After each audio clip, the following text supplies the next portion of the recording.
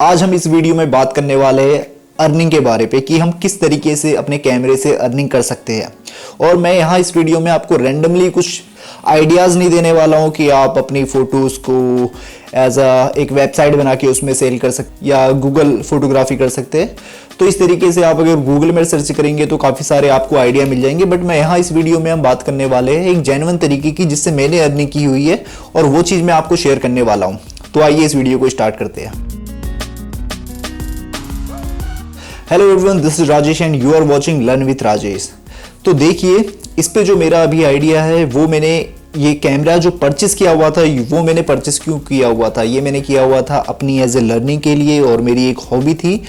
और same thing इस पे कि जब मैं इस पे इतना अमाउंट अपना इन्वेस्ट कर रहा हूँ तो आई वांट कि मैं इससे थोड़ी अर्निंग करूँ। तो होप अगर आप लोग भी अपने कैमरे से अर्निंग करना चाह रहे हैं और आप अगर मेरी वीडियो को कंटिन्यू पीछे से देखते हुए आ रहे तो आपको पता होगा कि मैंने कैमरे को परचेस क्यों किया हुआ था। और मैंने आपको बताया था कि अगर आपने कैमरे को परचेस करना है तो आपके लिए किस तरीके से आप फाइंड कर सकते हो कि आपके लिए कौन सा कैमरा बेस्ट रहने वाला है अगर आपकी थिंकिंग उस तरीके की है। तो ये जो कैमरा था वो मैंने एक्चुअल इसीलिए परचेस किया हुआ था कि मेरी थोड़ी सी अर्निंग भी हो जाए और मेरी इससे लर्निंग भी हो जाए।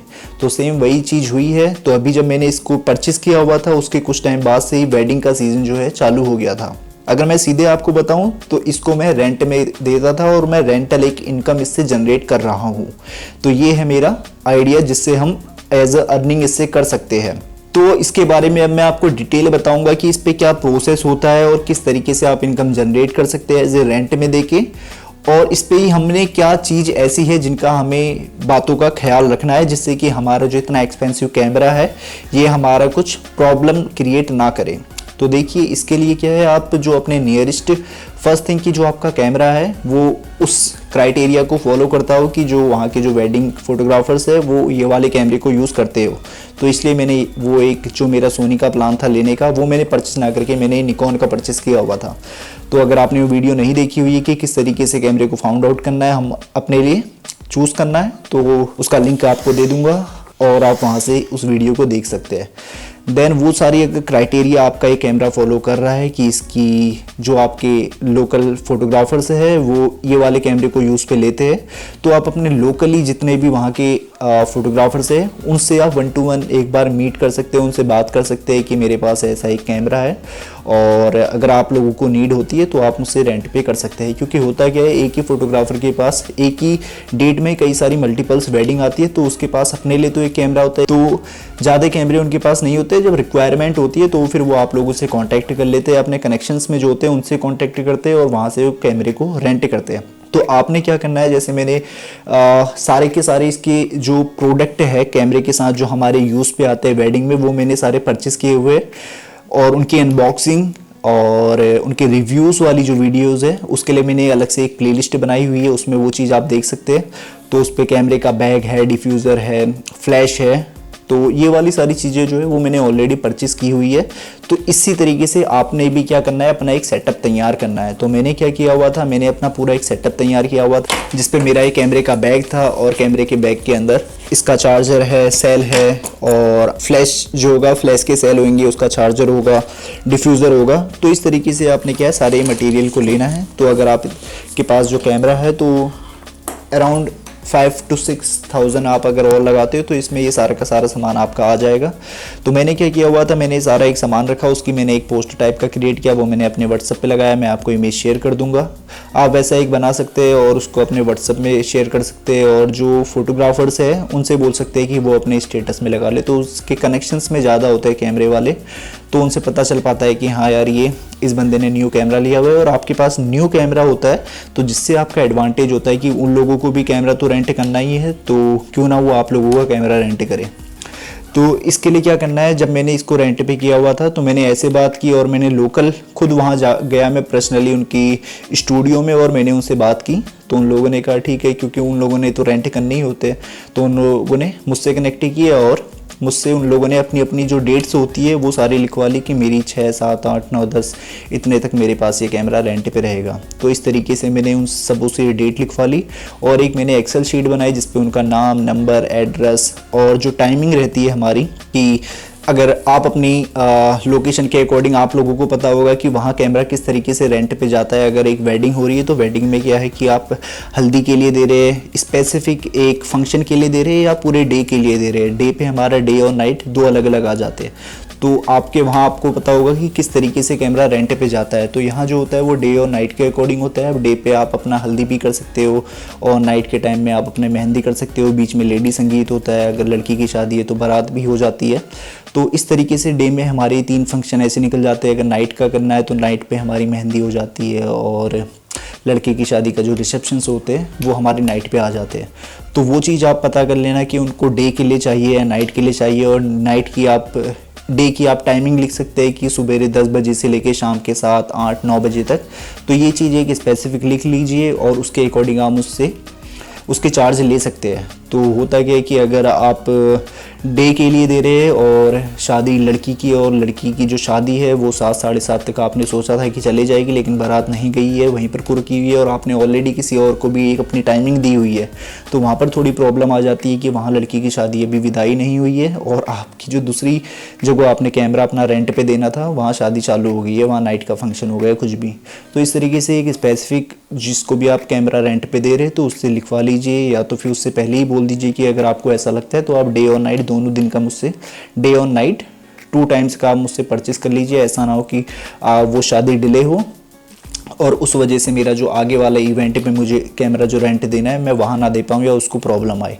तो इस चीज़ को आपने ध्यान पे रखना है। और जब आप ये कैमरे को रेंट पे देते हो तो उसके लिए क्या करना है, आपने एक मार्कर रखना है और परमानेंट मार्कर से आप अपने जितने भी आपके कैमरे के गैजेट्स हैं उन पे आप अपना नाम लिख सकते हो। जैसे मैंने यहाँ इसका जो लेंस का कवर है इस पर भी मैंने यहाँ साइड पे नाम लिखा हुआ है, और मेरे बैक पे मतलब जितना भी मटेरियल है, डिफ्यूज़र है या तो फिर कुछ भी चीज़ें हैं, तो उस पर मैंने हर किसी पे नाम लिखे हुए हैं अपने। और यहाँ तक कि आप अपने इस पे भी नाम लिख सकते हैं, क्योंकि होता है क्या है कि जो फोटोग्राफर्स होते हैं या जो वेडिंग वाले पर्सन होते हैं वो क्या है अलग अलग लोगों को बुलाते हैं।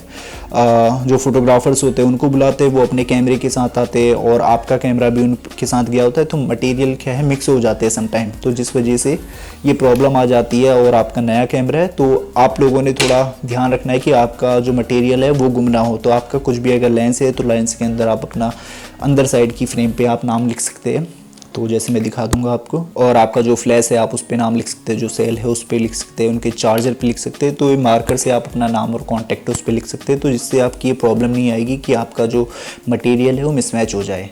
तो सेकंड थिंग ये थी। फर्स्ट थिंग आपकी है कि आपने टाइमिंग नोट करवानी है स्पेसिफिक, कि ये वाली टाइम में है, डे है तो डे तक मुझे इतने बजे तक कैमरा चाहिए एनी हाउ। अगर इससे डिले होता है तो उसका चार्जेस भी बढ़ा के आप कुछ कर नहीं सकते, क्योंकि आपने ऑलरेडी किसी और को रेंट पे उसके बाद दिया होगा तो उस बंदे को चाहिए होगा।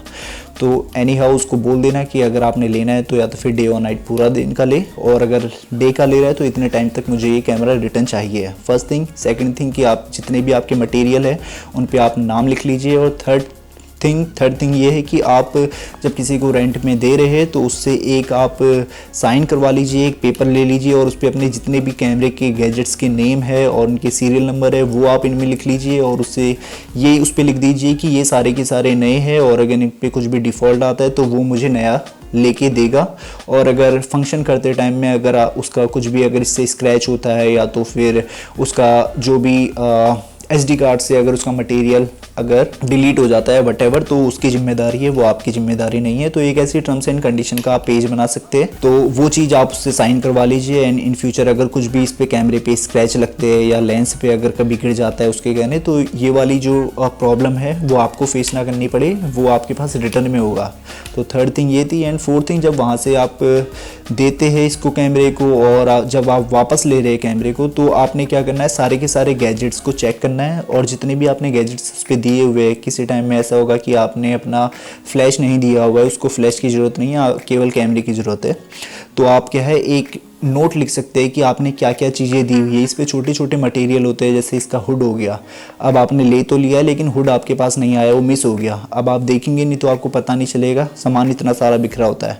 डिफ्यूज़र हो गया, हुड हो गया, और या तो फिर इसका जो ट्रिगर होता है तो वो चीज़ होती है। तो इन चीज़ों का आप नोट कर सकते हो और जैसे ही आपके पास बैग आता है तो आप 1 बाय 1 करके उस पर चेक मार्क लगा सकते हैं, यस ये मेरे पास रिटर्न आ चुका है।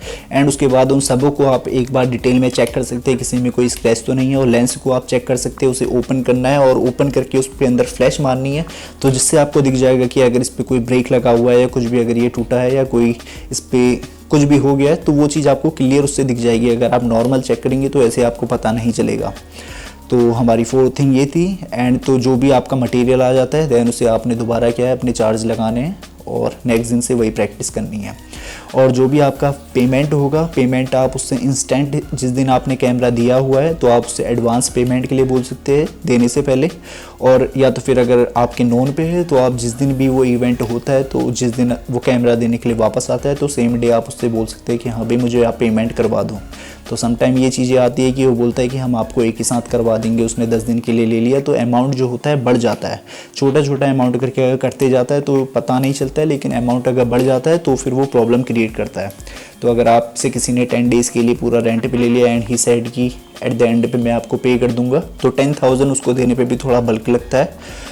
तो इस चीज़ के लिए आप उसको पहले से ही अपना प्रिपेयर हो जाए, या तो फिर कि वो कुछ टाइम लगाने वाला है, या तो फिर उससे एवरी डे का या 2 डेज़ करके आप उससे ले सकते हैं चार्जेस। तो इसके कितने चार्जेस होते हैं या आपके एरिया पे वो कमेंट पे आप बता सकते हैं। अभी के लिए फ़िलहाल में से 1200, 1500, और अगर इमरजेंसी पे किसी का आता है और मेरे पास कैमरा है केवल, तो उस टाइम आप इसके रेट अपने आप बढ़ जाते हैं, क्योंकि सामने वाले की नीड होती है। जब नीड होती है तो प्राइस बढ़ जाते हैं। तो बट अगर मैं मिनिमम बताऊँ तो 7500 का 1200, 1500, 1000 इस तरीके से यहाँ हमारे रेट जाते हैं। आपके वहाँ क्या रेट जाते हैं वो आप कमेंट पे बता सकते हैं। और इस चीज़ के लिए ट्रैक करने के लिए आप एक एक्सेल की शीट बना सकते हैं, जिस पे पर्सन का नाम होगा, नंबर होगा, डिटेल होगा, और किस इवेंट पे वो ले जा रहा है, क्या टाइमिंग उसकी है, और उसने क्या पेमेंट आपने बोला हुआ है उसे, एडवांस पेमेंट क्या है, और उसका रेस्ट अमाउंट कितना बचा हुआ है, और पेमेंट का स्टेटस क्या है कि वो हो चुका है या उसने अभी बाद में देना है। तो ये चीज़ के लिए आप एक एक्सेल शीट बना सकते हैं और डेट स्पेसिफिक उस पर डालनी है, क्योंकि अगर इन फ्यूचर में आपने कहीं बैक टू बैक किसी को कैमरा देना पड़ा और बाद में आपके पास कैमरा आता है और आपने देखा कि उसमें लेंस ब्रेक हो गया है, तो सामने वाली पार्टी यही बोलेगी ये मैंने नहीं किया हुआ है, किसी और ने किया हुआ है। तो आपको पता होना चाहिए कि आपका कैमरा किसके हाथ में है, किस इवेंट में गया हुआ है और किस दिन किसके पास था। तो ये आपके लिए बेनिफिट होगा। और जो भी ये मैंने 4-5 चीज़ें बताई हुई है, इस चीज़ को आप मेक श्योर करिए, तो इससे आपकी क्या एक अच्छी इनकम जनरेट होगी। तो अब मैं आपको ये चीज़ें मैंने बताई हुई है बिकॉज़ ये मैंने किया हुआ है, और इस पर काफ़ी ये हो सकता है कि आपका कैमरे पे प्रॉब्लम आने का ये चीज़ है। तो इसलिए मैंने बोला हुआ है कि अगर आपका न्यू कैमरा है तो तभी मैंने ये मैंने एज ए रेंट पे दिया हुआ है, क्योंकि आपने अगर मेरी ओल्ड वीडियो देखी हो तो मैंने ऑलरेडी उसमें मेंशन किया हुआ है। बिकॉज़ न्यू कैमरा है तो मेरे पास 2 साल की वारंटी है, तो इस पर कोई ऐसा प्रॉब्लम आएगी नहीं। और जिसको भी आप रेंट पे दे रहे हैं तो मेक श्योर वो एक प्रोफेशनल फ़ोटोग्राफ़र हो। और क्योंकि मैं भी जो अपना कैमरा रेंट पे देता हूँ वो एक फ़ोटोग्राफ़र को ही देता हूँ जो प्रोफेशनल्स होते हैं, वेडिंग फ़ोटोग्राफ़र से। और जो बाकी लोकल के लोग होते हैं मैं उनको ये कैमरे नहीं देता हूँ। जैसे कई लड़के होते हैं उनको कहीं घूमने जाना होता है तो उस तरीके से वो रेंट पे मांगते हैं, तो मैं उन लोगों को कंसिडर नहीं करता हूँ देना, बिकॉज़ वो उनको चलाना नहीं आता है, वो सेटिंग्स पे प्रॉब्लम कर लेते हैं और उनको इतने एक्सपेंसिव चीज़ को हम वो किसी के हाथ पे दे दे तो उसे उस चीज़ की वैल्यू नहीं होती है। लेकिन एक फ़ोटोग्राफ़र होता है जिसे पता होता है कि यार ये अगर किसी ने ख़रीदा हुआ है तो उसे पता है कि इसकी वैल्यू क्या है। तो इसलिए मैं जो प्रोफेशनल्स होते हैं मेक श्योर आप भी ऐसा कर सकते हैं कि केवल आप उनको ही रेंट पे दें। जो लोकल के लोग होते हैं उनको आप रेंट पे ना दें, भले ही वो आपको क्या अमाउंट पे कर रहे हैं। अगर वो ये है कि आप साथ पे जा रहे हो तो कर सकते हैं, अदरवाइज़ अगर 5-6 लड़कों का ग्रुप होता है वो बोलते हैं कि हमें रेंट के लिए चाहिए 1 डे के लिए, तो वो अलग अलग हाथों में जाता है, वो अपना अपना ट्राई करते हैं। क्योंकि चलाना नहीं आता है तो सेटिंग छेड़ते रहते हैं, और उन्होंने पैसा दिया है तो दे वांट कि हाँ भी उससे क्लिक करे अलग अलग, और वो स्क्रैच लग सकते हैं, ये चीज़ें हो सकती है। एंड एक चीज़ और मैं ऐड करना चाहूँगा कि इस पे एक बॉडी के लिए कवर होता है, तो आप उस चीज़ को लगा सकते हैं। फ़िलहाल अभी मैंने वो बॉडी का कवर नहीं लगाया क्योंकि उससे मैंने 1-2 से पता किया हुआ था, दे साइड की वो काफ़ी बल्कि हो जाता है। और मैं भी वेडिंग फ़ोटोग्राफी में अभी बीच में गया हुआ था, अपने कैमरे के साथ नहीं अपने फ्रेंड के साथ गया हुआ था, तो उसने भी एक कैमरा रेंट पे लिया हुआ था जिसने अपना कवर लगाया हुआ था। देन उसने उस कवर को उतारा एंड उसके बाद वो फोटोग्राफी करने लगा। इस साइड की इससे ग्रिप नहीं बनती है और काफ़ी बल्कि टाइप का लगता है, हैवी लगता है। तो तभी जाके फिर मैंने वो लगाया नहीं कवर, बिकॉज मुझे पता था ये जो बंदे होते लड़के होते हैं वो उस कवर को निकाल लेते, तो कोई बेनिफिट है नहीं। और इससे क्या है कैमरा थोड़ा गर्म भी हो जाता है उससे हीट का, I think, not sure, person ने बोला हुआ था। तो यही चीज़ें, इन चीज़ों का आपने ख्याल रखना है। आपने अगर वो कवर लगाना है तो आप लगा सकते हैं, बिकॉज़ हर कोई नहीं निकालता है, उसने निकाल लिया था। तो ये चीज़ें, इन चीज़ों को आप कंसीडर करिए, तो इससे आप एक अच्छी इनकम जनरेट कर सकते हैं। मेरा जो कैमरा था वो 15 डेज़ समथिंग ऐसा कुछ गया हुआ था रेंट पे, जिसमें हमारा डे भी था, नाइट भी था, और किसी में दोनों थे और किसी में था हमारा कि डे का था, तो मोस्टली तो उसकी मैंने एक्सेल शीट बनाई हुई है, इससे मैंने ट्रैक किया। 12 डेज़ समथिंग ऐसा कुछ था, जिस पे से मेरे कुछ छोटे इवेंट भी थे, तो उस पर मेरा आई थिंक 13-14 के अराउंड पे मेरा इस पर अमाउंट बना हुआ था। तो ये था जो मेरी जर्नी रही थी इससे, और मैंने इससे एक हैंडसम अमाउंट मैंने अर्न किया। बीच में कुछ ऐसा रहा था, आप ये चीज़ भी ध्यान पे रख सकते हैं कि जब भी आपने कैमरा लिया हुआ है, अर्निंग के लिए लिया हुआ है, तो हो सकता है कि जब वेडिंग का पीरियड चल रहा हो तो आपका कोई फ्रेंड बोल दे आपको कि यार ये मुझे कैमरा दे दे कुछ दिनों के लिए, मुझे बाहर जाना है घूमने के लिए। तो आप मेक श्योर करिए कि ये जो आपने कैमरा लिया हुआ है, ये आपने लिया हुआ है because of you want some earning with that camera. और उस टाइम पीरियड पे अगर आप वो कैमरा उसको दे देते हैं तो जितने 3-4 डेज़ के लिए वो ले जाएगा, तो उस पर आपकी कोई अर्निंग नहीं होगी। तो मेक श्योर ये करिए कि अगर आपने किसी को देना भी है तो इस पीरियड पे ना दें, क्योंकि यही वाले पीरियड होते हैं जिस पे ये कैमरा आपको अर्न करके दे सकता है। तो इस पीरियड पे ना देखिए, आप आगे पीछे कर सकते हैं, बिकॉज़ मेरे साथ ऐसा हुआ था, तो इसलिए मैं ये चीज़ आपको बता रहा हूँ कि आप बोल सकते हैं कि आगे पीछे ले जा ले भाई, लेकिन ये वाले टाइम पीरियड पे मैं नहीं दे सकता हूँ, या जो भी चीज़ें वही बंदा फिर ये चीज़ें समझ जाएगा। सो आई थिंक आपको क्लियर हो गया होगा। इस तरीके से मैंने अपनी इनकम जनरेट की है ये कैमरे से, और आप भी अपनी इनकम को जनरेट कर सकते हैं। तो ये सीरीज़ मैंने इसीलिए बनाई हुई है कि जो भी चीज़ें होगी, जो मैं जिससे अर्निंग कर पाऊँगा, वही चीज़ मैं इस सीरीज़ पर मैं आपको बताऊँगा, रैंडमली मैं आपको नहीं बताने वाला हूँ। सो आपको इससे काफ़ी चीज़ समझ पे आ गई होगी। Thanks for watching and will meet on the next one. Bye bye for now.